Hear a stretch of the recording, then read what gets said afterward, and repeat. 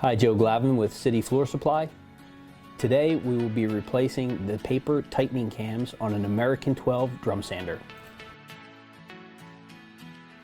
After removing the pulleys and the retaining bolts, remove the bearings from the shaft. Once the shaft is free of bearings, drive the shaft to the pulley side of the machine. Remember, the shaft has two keys. It's important to match up the keyways with the keys when you drive the shaft to the pulley side. Once the shaft is removed from the drum, you can remove the drum from the chassis.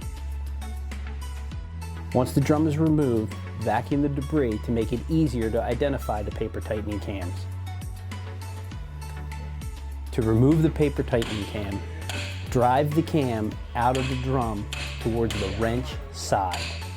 Note that there are two brass bearing cams on each paper tightening cam. Once you've removed the paper tightening cam, notice that the brass bearings have flat surfaces on them. Both of these flat surfaces need to line up with the slot in the aluminum drum.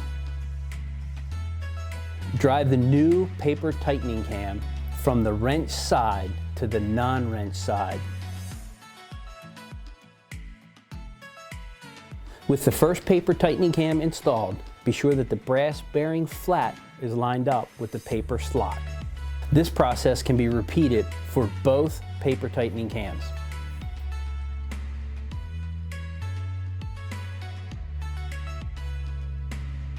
Making sure the drum height is correct makes reinstall of the shaft much easier.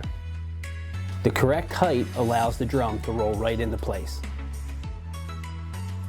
Reinstallation of the drum shaft is easier with either an application of grease or graphite. The same process of the shaft removal we should follow on the reinstall. Be sure to line up the keys with the keyways when installing the shaft. Drive the drum shaft in until the bearing is seated flush in the journal.